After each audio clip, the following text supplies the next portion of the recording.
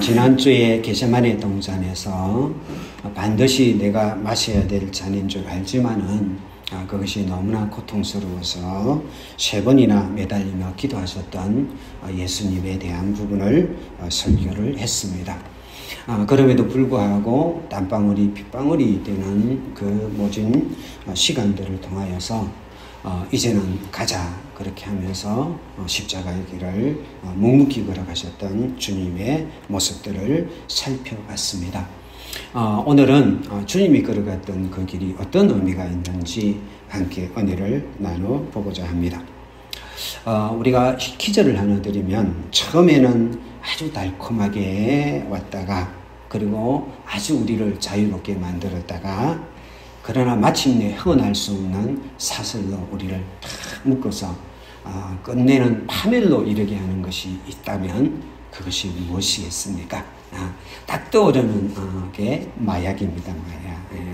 딱 떠오르는 게 처음에는 한번 호기심으로 하고 하면 굉장히 기분이 좋고 그 다음 굉장한 자유를 막 느끼고 세상에 못 느꼈던 자유를 느끼고 그런데 그게 중독이라는 사슬을 가지고 우리를 묶어서 결국에는 파멸로 이끄는 것이죠. 이것은 마약인데 죄가 이와 같은 똑같은 특성을 가지고 있습니다. 그래서 처음에는 아주 달콤한 모습으로 우리 인생을 찾아옵니다. 찾아왔다가 그리고 그 부분을 내가 취할 때 뭔가 일탈을 느끼게 되고 자유를 느끼게 되고 뭔가 내가 묶었던 것에부터 자유를 느끼는 것처럼 느껴지지만은 그것이 나중에는 우리 인생의 사슬로 꽁꽁 묶어가지고 마침내 파멸로 끌고 가는 것이 바로 죄악입니다. 영국에 아주 날카로운 통찰력을 가지고 있었던 18세기의 영국의 문학계 중심인물이었던 사무엘 존스라는 사람이 이런 이야기를 했습니다. 죄는 처음에는 너무나 가벼워 느끼지 못하다가 나중에는 너무 무거워 벗어 던질 수 없게 된다 그랬어요. 처음에는 너무 가벼워가지고 이게 죄인지 아닌지 이게 못 느꼈다가 나중에는 이게 너무 무거워서 벗어 던질 수 없게 만드는 게 죄다. 그렇게 이야기를 했습니다. 요즘 한국의 현실을 보면 뉴스를 본다거나 하여튼 이런 여러 가지 SNS라든지 이런 걸 이렇게 보다 보면 저는 창세기 6장이 생각날 때가 많아요. 하나님께서 죄악이 관영해가지고 그냥 사람들의 생각이 죄예요, 죄. 그 죄를 즐기고 자랑하고 그 죄를 공유하고 나누고 그 죄 속에 안 들어오면 왕따를 시키고 그래서 마치 그것이 하나의 문화인 양 막 끌고 가가지고 그게 안 들어오고 이렇게 바르게 다른 사람은 마치 그 노아처럼 그 창세기 6장의 노아처럼 그렇게 있는 모습이 한국의 현실 같아요. 한국의 현실. 한 번씩 섬뜩섬뜩해요. 섬뜩섬뜩. 그 사람들이 말하는 거, 생각하는 거, 나누는 거, 낄낄거리는 거, 막 즐기는 거, 이게 옛날에는 상상할 수 없는 것들이 이제는 버젓이 그냥 너무 당당하게 하니까 바르게 걸어가는 사람들은 내가 뭐 잘못됐는가? 이거 교회 다니자면 쫌생이 뭐 이런 식으로 재미없는 사람 이런 식으로 막 내가 뭔가 위축되게 만드는 그런 환경 속으로 있어요. 이게 이제 죄에 매여 있는 우리 인생의 모습인데 이 모습을 오늘 본문에서는 뭐라고 설명하느냐 하면 6절을 같이 읽겠습니다. 시작. 우리는 다 양 같아서 그릇 행하여 각기 제 길로 갔거늘. 여기까지 보겠습니다. 근데 우리 인생을 뭐라고 표현하는가 하면 우리는 다 양 같다고 그래요. 이 양이 가지고 있는 특성이 2가지가 있는데 하나는 뭐냐면 양은 앞에 있는 것밖에 못 봐요. 그러니까 쉽게 말하면 내가 꼴을 먹어야 되겠다 아니면 꼴밖에 안 보이는 거예요. 그러니까 그것도 5m 안의 꼴이 아니라 눈앞에 있는 꼴만 보이는 거예요. 그러니까 눈앞에 있는 꼴만 먹고 가는 거예요. 이게 양이에요. 양. 그래서 앞에 있는 것만 보고 앞에 있는 자기 욕구 하나만 보고 가는 게 양이에요.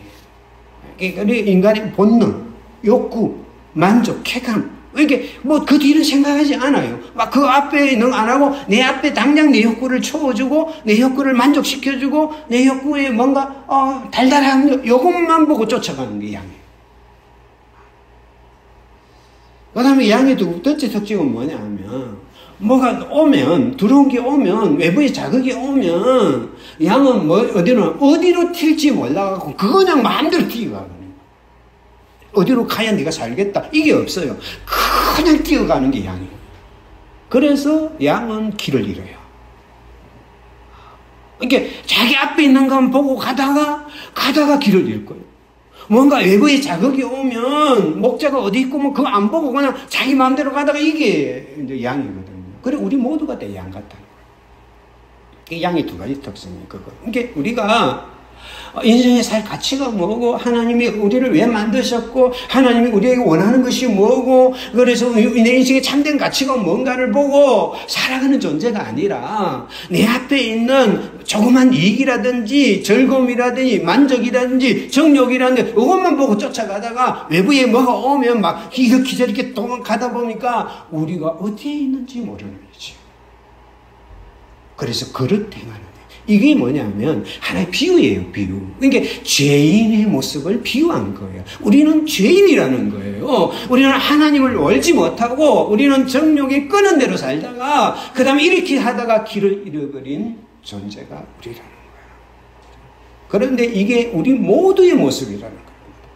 어떤 사람은 양이 아니라 우리 모두가 그렇다. 그래 로마서 3장 23장 같이 읽겠습니다. 시작. 모든 사람이 죄를 범하였음에 하나님의 영광이 이르지는 못하더니 그랬어요. 모든 사람들이 하나님의 뜻에 어긋났어요. 모든 사람들이 하나님의 목적에 어긋났어요. 모든 사람들이 길을 잃은 것이 우리의 모습이라는 거예요. 근데 이걸 오늘 본문에서는 구체적으로 두 가지를 이야기하고 있습니다. 5절을 같이 읽는데요. 상반절만 읽겠습니다. 시작. 그가 찔림은 우리의 허물 때문이요 그가 상함은 우리의 죄악 때문이라. 이 죄를 오늘 두 가지 단어로 표현을 하는데 하나는 뭐냐 하면 허물이라는 단어예요. 허물. 이 허물이라는 단어는 패사라는 말인데 히브리어로 반역이라는 말이에요. 반역. 그러니까 하나님을 반역하는 거라는 거죠. 그러니까 우리의 죄의 모습은 뭐냐면 우리는 죄를 지었는데 그 죄는 뭐냐면 하나님을 반역하는 거예요. 하나님의 거역하는 그냥 실수했네가 아니라는 거예요. 실수했네. 내가 잘못했네. 어쩌다 보니까 그렇게 됐네. 이게 아니라는 거예요. 의지적으로 하나님을 반역하는 것을 허물이라고 해요. 패사라고 해요. 그래서 이 토저라는 사람이 있는데 이분이 이런 이야기를 했습니다. 같이 읽겠습니다. 시작. 죄는 단지 율법을 어기는 것이 아니라 하나님의 성품에 대한 공격이다 그랬어요. 우리가 죄를 짓는다는 건 하나님의 말씀을 어기는 게 아니고 하나님의 성품에 대한 적극적인 공격이라는 거예요.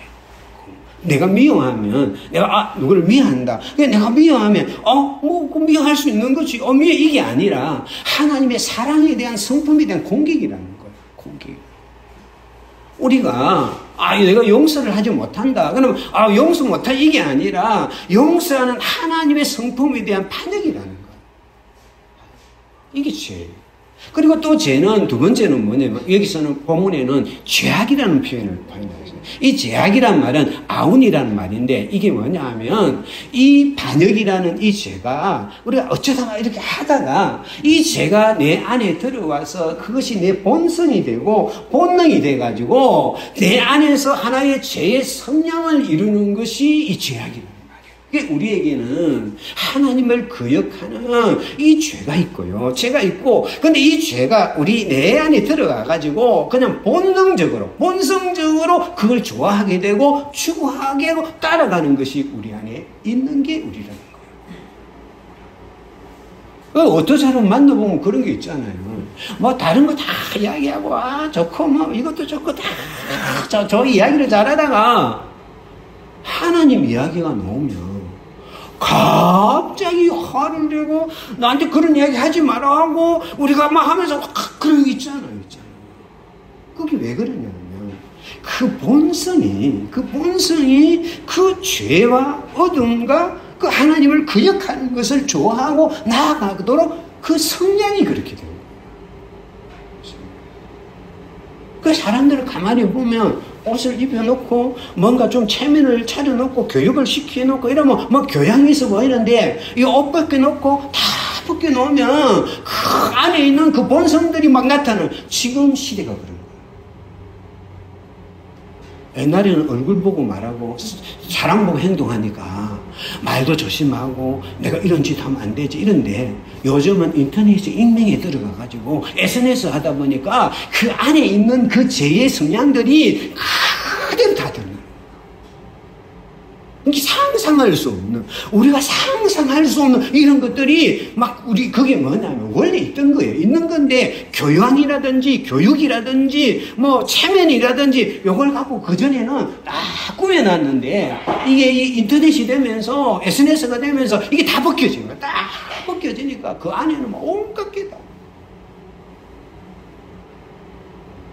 그 댓글 해가지고 마음껏만 해가 잡아놓으니까 국민항시에 쳐다보지.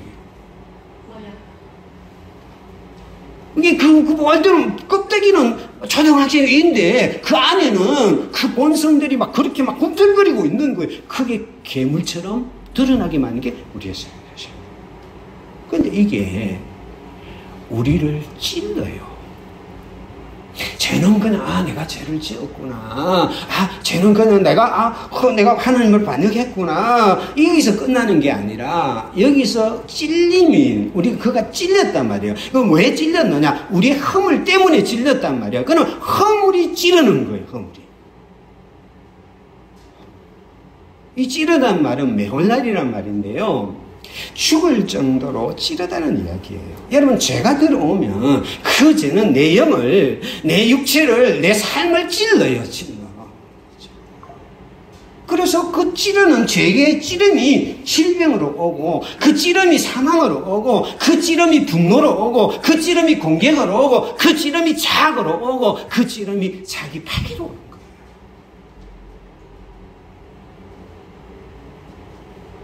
죄가 들어오면요, 그 죄가 나의 영혼을 찔러요.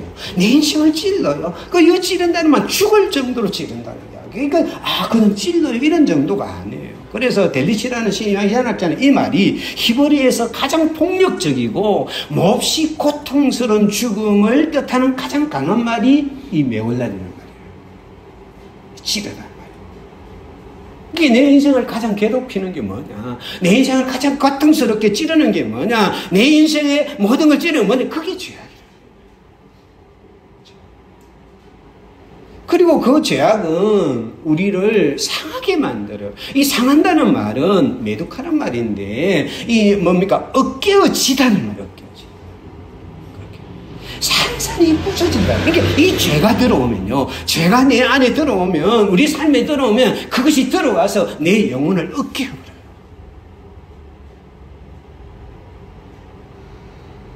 내 고상한 인격들, 내 고상한 품격들, 내 고상한 꿈들, 내 고상한 비전들, 내 고상하고 아름다운 것들을 다 엉켜버려요. 이게 산산조각으로 부서져.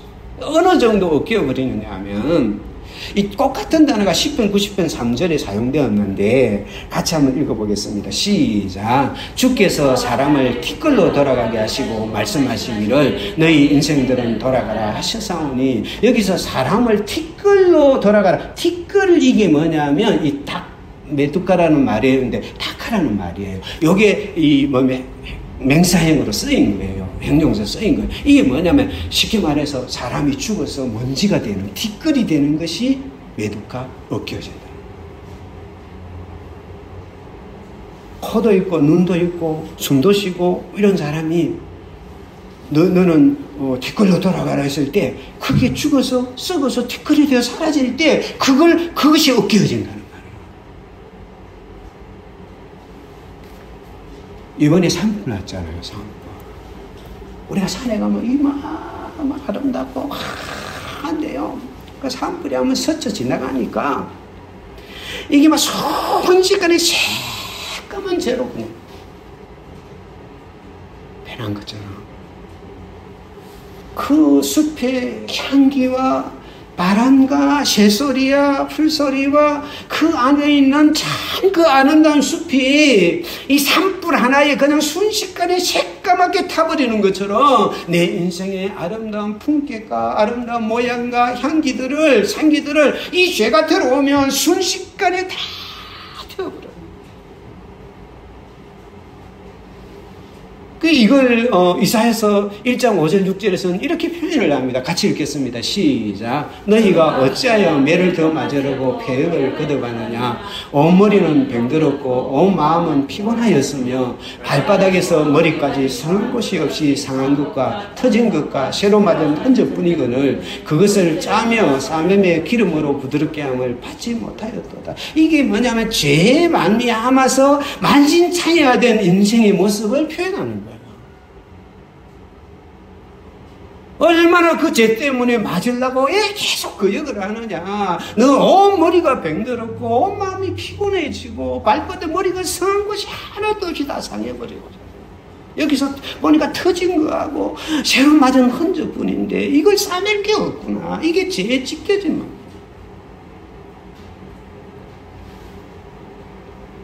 시편 38편 1절 2절 같이 한번 읽겠습니다. 시작. 여호와여 주의 노하심으로 나를 책망하지 마시고 주의 분노하심으로 나를 징계하지 마소서. 주의 하살이 나를 찌르고 주의 손이 나를 심히 누르시나이다. 이 제약이 막 덮치는 인생이 토로하는 거예요. 하나님 노하지 마요. 하나님에 대한 진노의 두려움이 막 엄습하는 거예요. 제가 오면 하나님 두려움이 엄습하고 그 죄가 하살처럼 나를 찌르고 그 죄가 나를 누르는 거예요. 그래 뿐만 아니라 3절 4절에는 또 이렇게 고백합니다. 같이 읽겠습니다. 시작. 주의 진노로 말미암아 내 살에 성한 것이 없사오며 나의 죄로 말미암아 내 뼈에 평안함이 없나이다. 내 죄악이 내 머리에 넘쳐서 무거운 짐 같으니 내가 감당할 수 없습니다.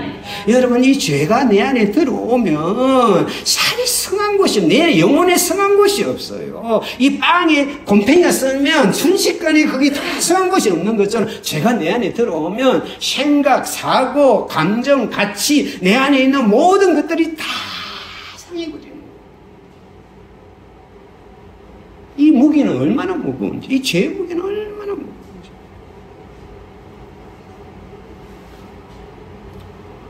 이전에 뉴스를 봤는데 이 장지현 씨라는 분이 있는데 참 이게 사진 찍기가 좀 그런데 이분이 윤석열 대통령을 만들 때 1등 공신이어가지고 비서실장까지 하신 분이고 아주 잘 나가신 분이죠. 잘 나가신 분이고 아버지가 이 학원의 부산의 큰 재단의 이사장이고 그래서 자기는 그때부터 막 이렇게 그 밑에서 아버지 밑에서 부의장장 돼가지고 성승장구하던 사람이고 뭐 정치인으로 나와서 상승장구하고 뭐 이번에도 뭐 부산시장 나오려고 막 그렇게 했다가 10년 전에 비서한테 몹쓸 짓을 한 거예요. 몹쓸 짓을 했는데, 그래가지고 이 비서가 10년 전이에요. 10년 전에 몹쓸 짓을 했는데, 해가지고, 그래갖고 어떻게 돈 주고 무마시키고, 막 이렇게 했는데, 근데 이 비서가 자존감이 굉장히 강한 여자였던 것 같아요.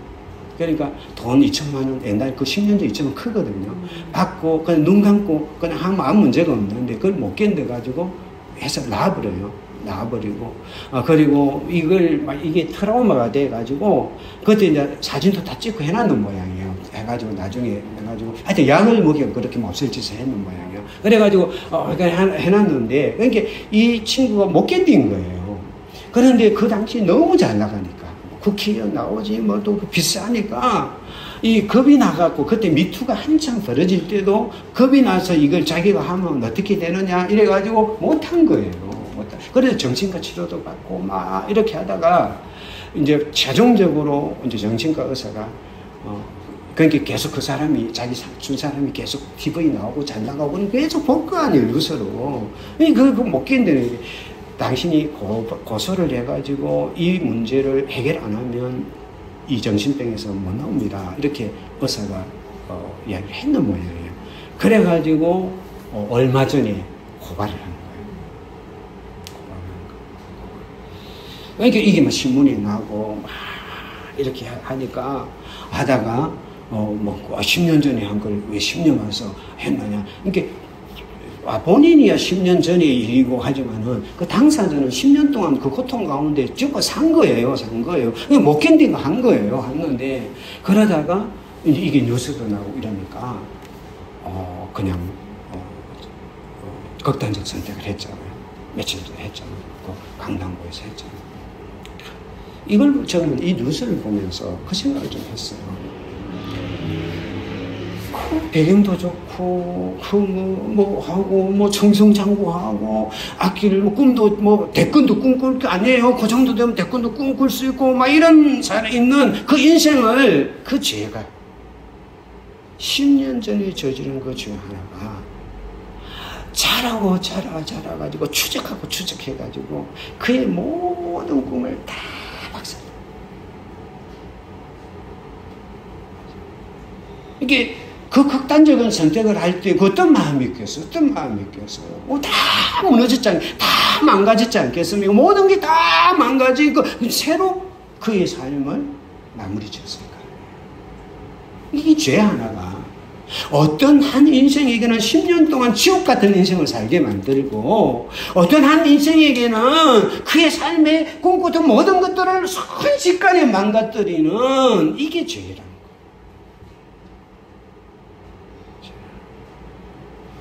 그럼에도 불구하고 왜 사람들은 멀쩡하게 죄를 짓고 멀쩡하게 잘 살 것처럼 죄를 짓고도 아무 문제가 없을 것처럼 죄를 짓고도 천년만년 살 것처럼 왜 그렇게 살아가느냐 하면 이 죄가 나병과 같아서 그래요.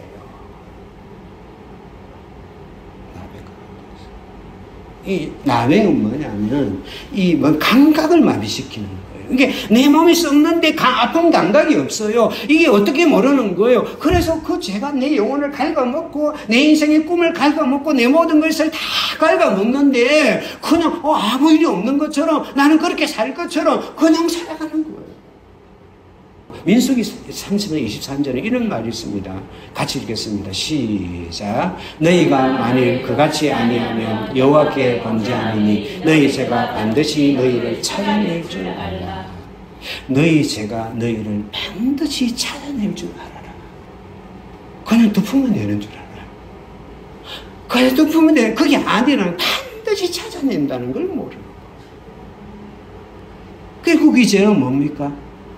사망을 낳고, 결국 이 죄는 뭘 납니까? 결국에는 둘째 사망, 영원한 지옥의 형벌 속으로 우리를 끌고 가는 게 죄인데, 사람들은 그 죄 속에 살아가면서도 이 죄가 얼마나 내 인생을 망가뜨리고 내 영혼을 망가뜨리고 아름다움을 망가뜨리고 모른 채 그 죄 속에서 그냥 살아가는 거예요.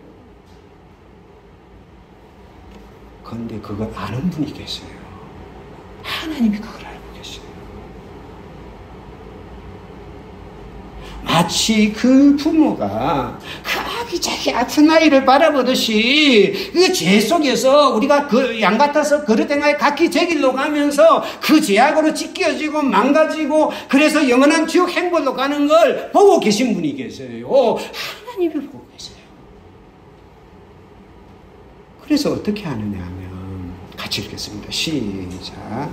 우리는 다 양 같아서 그릇 행하여 각기 제 길로 갔으니 여호와께서는 우리 모두의 죄악을 그에게 담당시키셨다.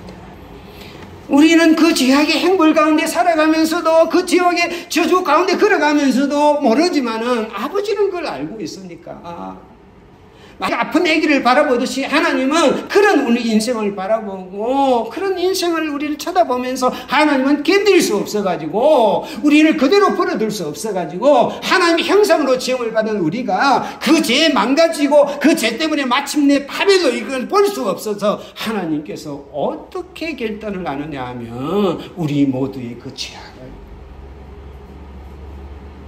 그에게, 그가 누구냐? 예수님에게. 우리 모두의 죄악을 그에게 예수님에게 이 담당시키셨도다. 이 담당시켰다는 말이 무슨 말이냐 하면 이 파가우라는 말인데 이 말은 뭐냐 하면 그 죄의 형벌이 우리에게 내리는 그 우리를 찌르게 만들고 상하게 만드는 그 죄의 형벌을 그 예수가 만나게 만들고 그 죄의 행벌을 예수를 때리게 만들고 그 죄를 예수를 충돌하게 만들고 예수를 넘어뜨리게 만들었다는 말이 그러니까 쉽게 말하면 부딪히고 충돌하고 넘어뜨리다는 말이 파가우라는 말이에요. 우리 모두의 죄를 가지고 그 아들에게 예수님에게 때리고 무너뜨리고 그래 충돌시켰다.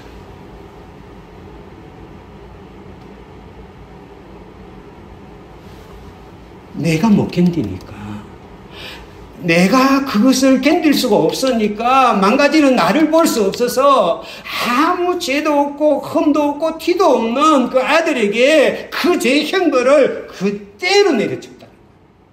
그게 담당시켰다는 뜻이에요. 고린도서 5장 21절은 이렇게 말하고 있습니다. 같이 읽겠습니다. 시작. 하나님이 죄를 알지도 못하신 이를 우리를 대신하여 죄로 삼으신 것은 우리로 하여금 그 안에서 하나님의 의가 되게 하려 하십니다. 이렇게 죄를 알지도 못하신 그 예수님을 우리를 대신해서 죄로 삼았단 말이죠. 우리를 대신해서 내가 행보를 그에게 실어준 그 이유는 뭐냐면, 그 안 예수님 안에서 우리가 하나님의 하나님이 쉽게 말해가지고 너 죄가 없다, 너 괜찮다, 너 아무 죄가 없어, 너 다시는 죄벌 안 받아도 돼, 다시는 그 행벌을 안 받아도 돼, 다시는 찔림을 안 받아도 돼, 다시는 상하지 않아도 돼, 엇겨지지 않아도 돼 하면서 우리를 품어주기 위해서 그 죄를 알지도 못하시는 그 예수님에게 우리의 죄를 담당시키셨다. 그걸 왜 그러니? 우리 고통당한 우리를 바라보는 하나님의 마음이 너무 아파서 그런 거예요. 우리가 자녀가 아프면 부모가 바라볼 때 얼마나 마음이 아프고 애타요. 우리가 그 죄로 말미암아 고통되고 찔리고 상하는 걸 하나님 그냥 보기가 너무 아픈 거예요. 그래서 그것을 죄를 예수님에게 덮으시었어요. 마치 아담과 하와가 죄를 지었는데 짐승을 죽여서 그 가죽 옷을 가지고 아담과 하와에게 옷을 입히듯이 자기를 거역하고 배반했던 그 압살롬이 그 전쟁터에 죽었다는 소식을 듣고 다윗이 그 성묘에 올라가면서 압살롬아 압살롬아 차라리 내가 죽었으면 좋을 뻔했다고 외치듯이 울부짖듯이 너의 고통을, 너가 죄로 말미암아 상하는 너의 아픔을, 죄로 말미암아 무너지는 너의 인생을, 죄로 말미암아 파멸되어 된 네 영혼을 내가 볼 수가 없구나. 차라리 내가 아팠어. 차라리 내가 아팠으면 좋겠다. 그래서 그 아들에게 십자가를 치운 거예요. 지난주에 우리가 살핀 대로 그 예수님께서 겟세마네 동산에서 그렇게 눈물로 기도를 하면서 했지만은 그걸 침묵하면서까지 우리 하나님께서는 우리의 죄를 예수님에게 덮으시는 거예요. 하나님 너무 아파요, 힘들어요, 이 잔을 할만하거든 옮겨주십시오 하는 그 아들이 그 신음소리를 듣고 내가 그걸 옮기면 저들이 그 죄악 속에서 찔린 채로 죄악 속에 엮여진 채로 상한 채로 그대로 파멸될 것인데 내가 어떻게 그걸 볼 수 있겠느냐. 내가 아파도 그 길을 좀 걸어가다오. 내가 힘들어도 그 길을 걸어가다오. 너가 견딜 수 없이 정말 그 잔을 마시기가 너무 견딜 수 없어도 제발 그 잔을 마셔도 하면서 침묵하시면서 우리의 모두의 죄악을 예수님에게 담당시킵니다.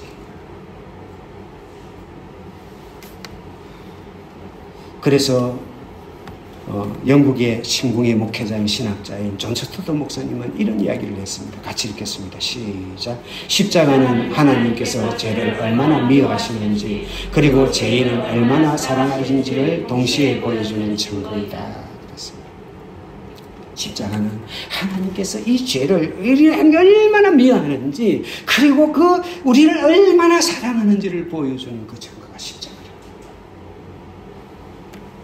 53장 5절 같이 한번 읽겠습니다. 시작. 그가 질림은 우리의 허물 때문이요 그가 상함은 우리의 죄악 때문이라. 그가 징계를 받음으로 우리는 평화를 누리고 그가 채찍에 맞음으로 우리는 나음을 받았도다. 그래서 예수님이 찔리셨어요.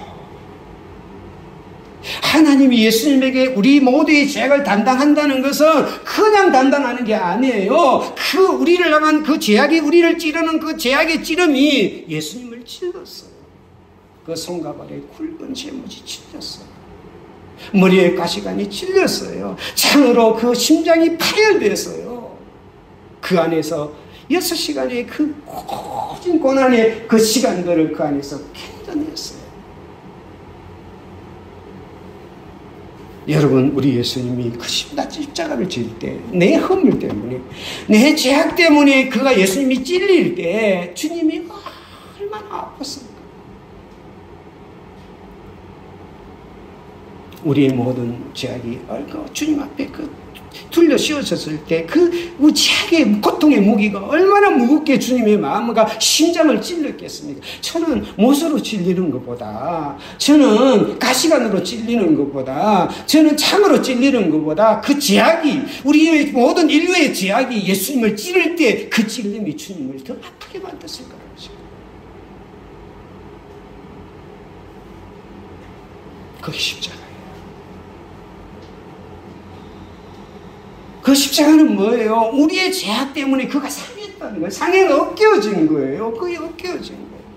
내 허물 때 주님은 찔리셨고요. 내 죄악 때문에 상하셨어요. 버림받으셨어요. 가장 사랑하는 주님으로부터, 가장 사랑하는 하나님 아버지로부터 버림을 당할 때, 여러분, 사랑하는 사람이 버림을 당하면 마음이 완전 망가져요. 주님의 심장은 엉겨졌어요. 주님의 심장은 어스러졌어요. 주님의 심장은 그 십자가 위에서 산산조각이 났어요. 나의 하나님, 나의 어찌하여 나를 버리십니까? 엉켜졌어요. 그리고 그 있는 사람들이 얼마나 주님을 희롱하고 비방했습니까? 여러분, 어떤 사람은요, 욕을 먹어야 오래 사는 사람도 하는 사람들이 있어요. 나는 욕을 먹어야 오래 살아. 이런 사람은 욕을 아무리 해도 막 욕 먹는데 이 뭐 면역이 돼가지고요, 욕 뭐 끄떡도 안 해요. 안 해요. 그러나 명예를 존중히 여기고 귀하고 정결하고 자기의 자존감이 가장 높은 사람들은요, 누가 조금만 내도요 그걸 못 견뎌요. 그게 제일 아파요. 제일 힘들어요. 예수님은요, 가장 정결하고 가장 고결하고 가장 고귀하신 분이에요. 그런데 그 십자가에서 희롱과 비방과 모욕을 다 당했어요. 그 다 당할 때 주님의 자존감, 주님의 그 아름다움, 그 모든 것들이 다 엉겨졌어요. 나의 죄악이 주님을 찔렀고요, 나의 죄악이 주님을 엉겨버린 거예요. 찬송가 614장.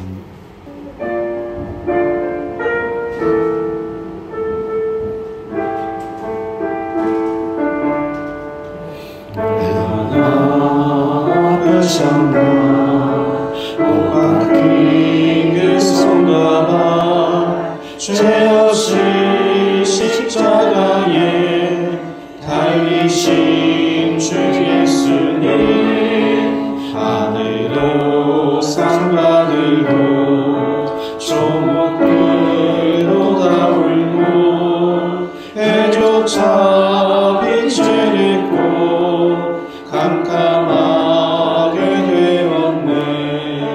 오 놀라운 사랑 크시고 끝없도다. 오 주님 사랑에 구원함을 넘치네. 나의 죄 너의 죄와 우리의 모든 죄를 모두 다 사하시려 십자가 달리신 주, 얼굴과 손과 발에 흐르는 그 귀한 피, 골고다 언덕 위를 붉게 물들이셨네. 오 놀라운 사랑 계시고 끝없도다. 오 주님 사랑에 구원의 강물 넘치네. 우리 주님이 우리를 찌르는 그 죄에, 우리를 어스뜨리는 그 죄를 예수님에게 담당시키셔서 그 십자가에 찔리시고 그 십자가의 상하심으로 우리는 평화를 누리고 우리는 나음을 입은 줄 믿습니다. 우리가 5절을 같이 한번 읽겠습니다. 시작. 그가 찔림은 우리의 허물 때문이요 그가 상함은 우리의 죄악 때문이라. 그가 징계를 받음으로 우리는 평화를 누리고 그가 채찍에 맞음으로 우리는 마음을 얻었도다. 할렐루야. 주님이 그것의 찔림으로 말미암아 상함으로 말미암아 우리의 죄로 말미암아 어그러졌던 하나님과 우리의 관계가 회복되는 것을 샬롬이라 그럽니다. 그래서 평화가 회복됐어요. 우리가 그 십자가 안에서 하나님과의 나의 관계가 평화가 회복되어지고 우리 마음에 어그러진 것들이 회복되어서 질서를 얻게 되었어요. 오늘 이 대한민국 땅에 죄악으로 말미암아 어그러진 이 대한민국 땅에 가장 흘려야 될 것이 뭐냐면 주님의 보혈의 사랑이에요.